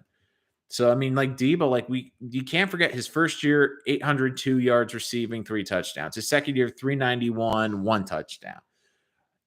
His third year, this year, like he had a great year, like 1,400 yards receiving, but he only caught 63% of his passes. He had a lot of drops too, and like I get the rushing, like I get he's an unbelievable weapon and he's coming into his prime. I get that argument. But I'm also looking at someone that's been nicked up and that's hurt, and that's a physical player. And one of his greatest assets, unfortunately, is one of his greatest weaknesses where he is physical, but does that mean he misses games? He's had weight. He's missed 11 games and weight and drop, not weight, but I would say drop problems. Yeah, but I mean, but Tannehill's not exactly a great quarterback in freaking what's his place, and even last year, like with a god awful quarterback situation where Geno Smith was in the season and Russell was basically playing without a throwing hand. I mean, DK had almost 1,000 yards, but he caught 12 touchdowns last year. So I mean, that was like a down year for him, and he still caught over 10 touchdowns. So, I mean, I look at all those guys. So let's see. I do love Jets Twitter because there's kind of like the Jets Twitter that's like, I'm okay with like an offensive line. Then you have like other ones like I'm done if they draft an offensive lineman. I hate it. So I think some people might have hated my mock draft today where I had them going with Icky. But I keep saying like if it comes down to push or shove, like this is my thing for next year. What's going to help this staff and this group keep their jobs is if they win 7 or 8 games, what looks better for them? If Zach Wilson looks like the quarterback because they gave him all the weapons and they gave him all the tools, or the defense played a lot better, but we're kind of like the Dolphins. We don't know what our future at quarterback is. We're not 100% sure. I think you need to figure out Zach Wilson. Like, I'd rather have this defense come out into next offseason with the defense being a couple pieces away. And I also look at the Bengals.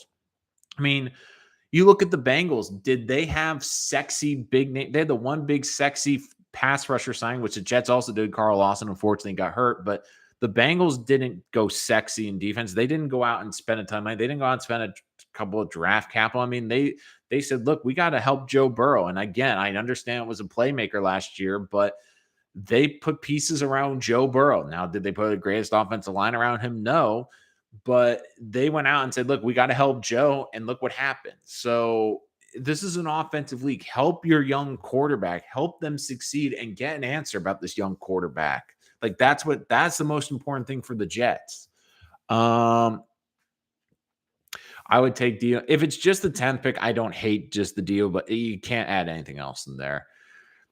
If they get Hudge, Ike will be gone by 6. Giants will fall over themselves running up to pick him. I don't know, Big Daddy. They also love Sauce. Their thought process might be worst case scenario. We take Sauce here at 5 Carolina takes an we're getting one of the top 2 offensive linemen anyway, so they could say we got the best corner prospect. Maybe they think he's the best defensive prospect at number 5.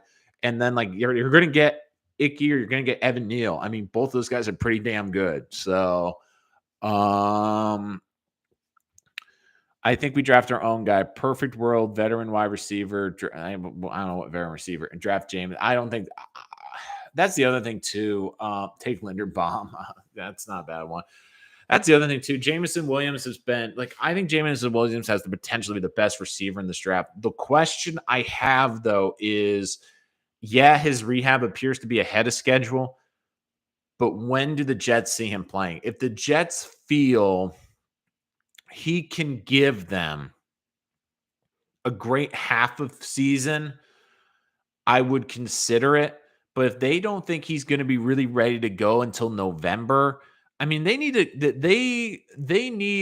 to answer the question about Zach Wilson. They can't have variables. You can't have a variable be, well, he didn't play great, and then they got Jameson Williams for 5 games, and he looked a little bit better. Like, no, you need the answers now. So even though I love Jameson Williams, like I was hoping he'd fall into the 20s and the Jets trade up and I'd be more comfortable with 20, but at 10, it's kind of hard. You're taking a guy at 10 that might not play. Like if you're going to take a risk on someone, take a risk on George Pickens in round 2. I love George Pickens. I think he'd be a great player. K. Walden, are we talking about Williams, I'm thinking? Is that what you're referring to, K. Walden? JD has a good draft, and Zach looks improved, and we are losing. Sal will be a scapegoat, and LaFleur will become the head coach. I don't think it'll be that extreme, but if the team looks better and Zach looks better, I mean, Robert Saleh's also going to get some credit too. Hutch at 4, Williams at 10 would have me Jazz. I'll not sleep for. Like Hutch would be great, but Hutch to Chris. I mean, people. Look, like I know that's not like the sexy name, but Chris Long was a very good player. I mean, did he live up to maybe some of the lofty expectations? I mean, he also had to live up to his freaking father. I mean, that probably couldn't have been easy. I mean, we're talking about a guy that, yeah, he probably didn't live up to expectation, but when he was on a god awful Rams team, but when he was in his peak, he had 13, 11 and a half, and 8.5 sacks. I mean, he was also on a god awful St. Louis team. You can't tell me that didn't hurt him. So, which I don't think is the worst thing. I'm really scared of the Jets drafting injury prone players. Like that's the other thing too. Like with Williams, like the Jets' biggest problem last year to me was the injuries.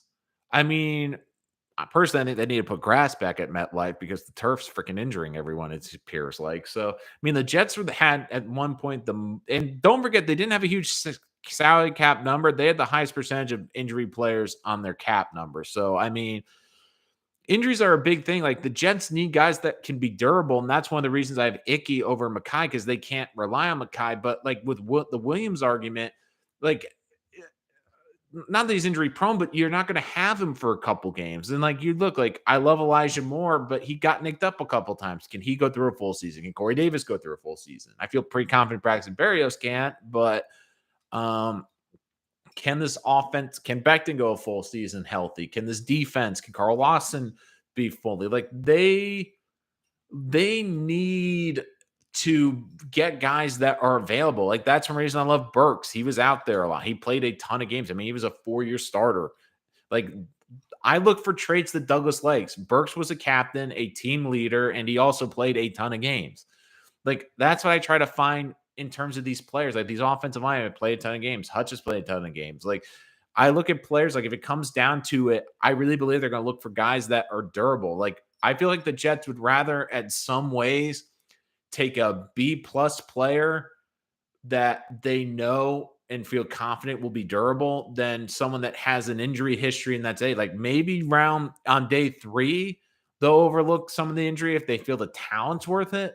But if they've been burned too many times by the injury bug, and they've been burned, especially in the draft, like Ashton Davis getting banged up and Mekhi getting banged up. I mean, they need guys that can be on the freaking field. That's part of the Jets' problem is, yeah, they don't have a good roster, but it's not a good roster. And then you couple that with them not having players, their starters out there, just makes it worse. Mark, Burks fall to 35. No, that's why I have him trading up. In the mock draft, I had the Jets trading up to 23. I can see him falling out of the top 20. I don't see him falling all the way down. I mean, there's going to be a run on receivers in this draft. I mean, don't believe me. Just look at the teams between 21 and 32. New England, probably not, but if a good receiver's there, maybe they'd consider it. Green Bay, receiver. Arizona, not really. Dallas, receiver. Buffalo, maybe receiver for a number 2 for Stephon Diggs. Tennessee, well, if they're not sure about A.J. Brown, maybe. I think they go offensive line, but I can't rule it out. Tampa Bay, no. Green Bay, double dip receiver, maybe. Kansas City, 29-30 receiver. Cincinnati, well, they already have enough receivers, so probably not. And then Detroit, like if Detroit doesn't love the quarterback at 32, maybe they take another receiver to pair and help Goff or help whoever they're going to draft in the second round or next season. So I can't rule that out either. I mean, there's a lot of teams that even in front of the Jets. Jacksonville at 33. I know they got Kirk, but do they want to get another weapon? The Detroit at 34. Maybe they didn't do it at 32. Maybe they feel they can get another weapon. And even in between 38, the Giants. I mean, it seems better with Kadarius Toney, but not sure. And Houston, Davis Mills, young quarterback. They got Brandon Cooks. Not much else. So I just don't see him falling to 35. Like, I just think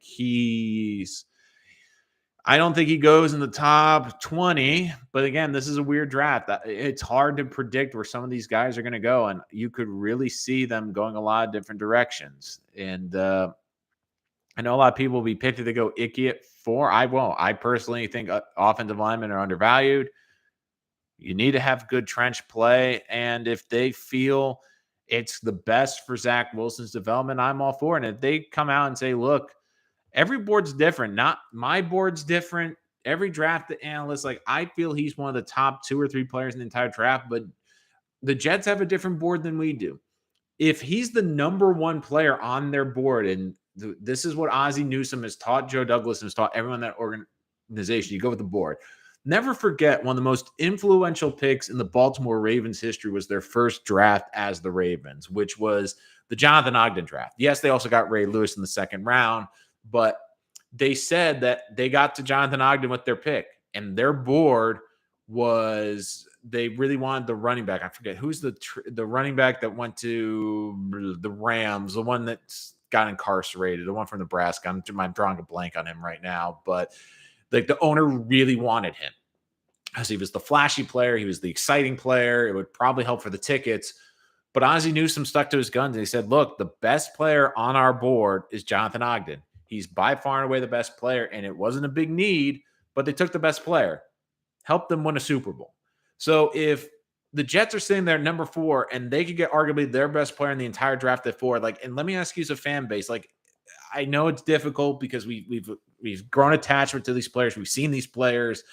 But if I was to take the names out of it, and I keep saying this, and I really think you have to think about it this way, and this is how I look at it.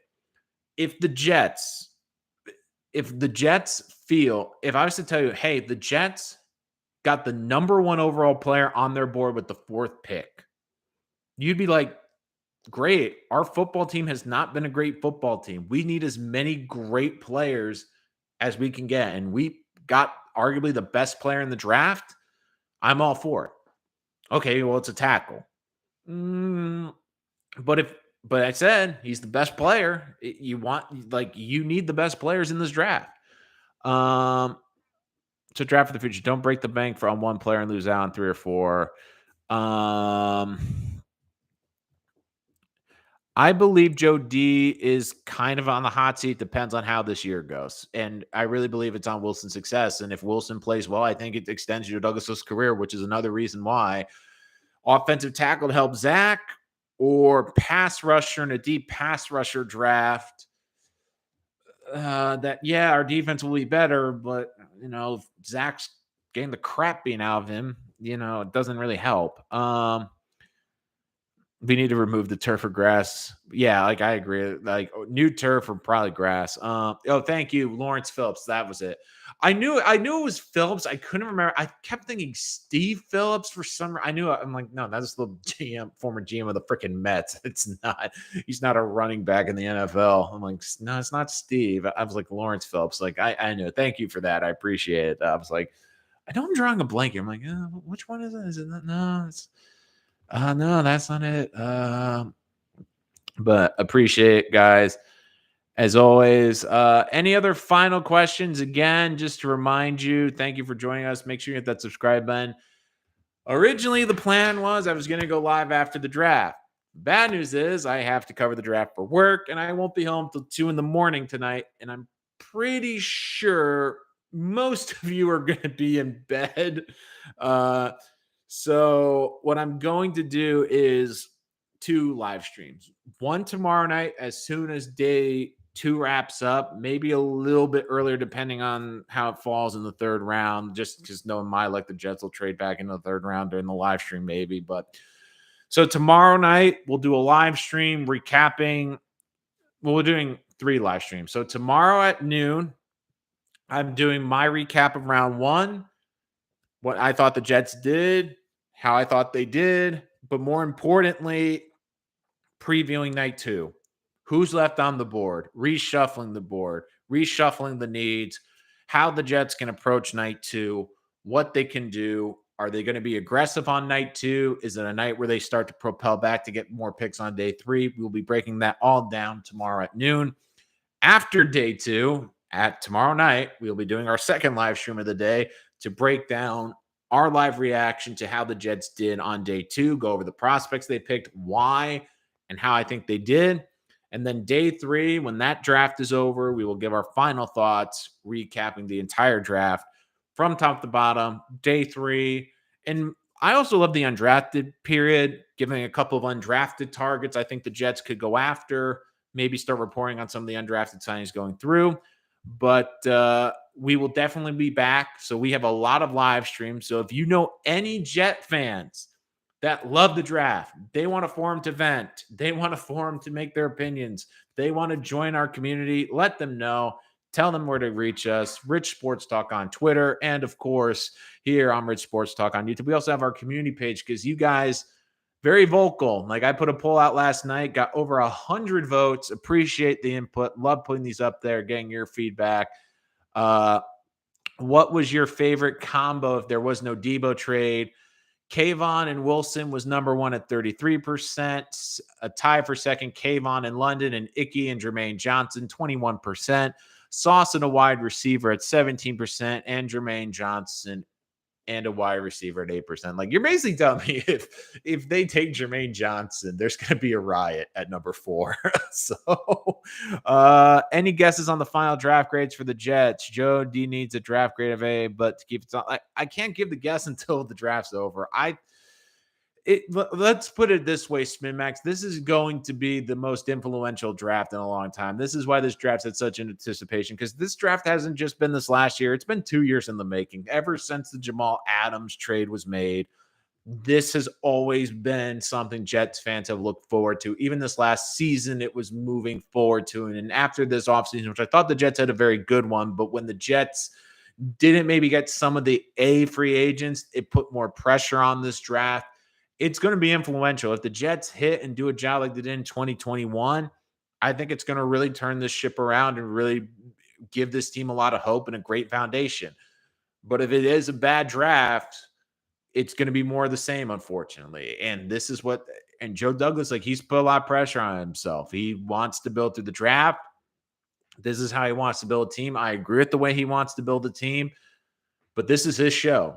This is his night. This is his weekend. And what the Jets do, whether it's moving assets for Deebo, whether it's being aggressive, whether it's trading back, the Jets also have a distinct advantage where they got a really good gift this year, which was because of their coaching staff being settled. Despite being the 4th pick, they were one of the coaches at the Senior Bowl. I believe that is going to be influential. And some of my predictions tonight is when it comes down to prospects, Do not be surprised if there's a toss-up between two guys you think. If one was coached by the Jets at the Senior Bowl and one was not, I'd lean toward the Senior Bowl guy. And if the Senior Bowl guy isn't selected, it tells you that the Jets were not overly impressed with that guy at the Senior Bowl. Because of all the steps in the draft process, I believe the Senior Bowl is the most influential and the best at really gauging players, because the combine is guys running around in their underwear. I mean, the workouts are also pretty much guys running around there mostly in their underwear. The Senior Bowl is where guys have pads on, guys are hitting, guys are in a film room, guys are in a pre. You see how they prepare, you see how they practice, you see how they game prep, you see how they do in a game, you see how they make the adjustments in the game. To me, the Senior Bowl is the most important aspect of the process. And that's one of the reasons why I think Jermaine Johnson's so high on the list, because the Jets had hands-on experience with him, not only on the field, but how he preps, how he attacks the day, how he thinks, how he goes through team meetings. And if they got a great sense of him, maybe that's one of the reasons he's jumped on the board. But again, guys, we'll be back tomorrow. Not one, but 2 live streams. I mean, we gave you 2 mock drafts today. I mean, what other channel's not only going to give you a mock draft, but give you a mock draft that if the Jets trade for Deebo Samuel? I mean, come on. We love you guys. So thank you so much for joining us here today. We'll be back tomorrow, and it will be of doozy, because it will be quite the show tonight in Las Vegas. No matter what happens, it will be a memorable draft for the Jets. But the key is, how does Joe Douglas use all those poker chips at the table? And will he know when to hold? And will he know when to fold? Thank you guys so much for joining us. We will see you guys tomorrow. Thank you so much for joining us here on Rich Sports Talk.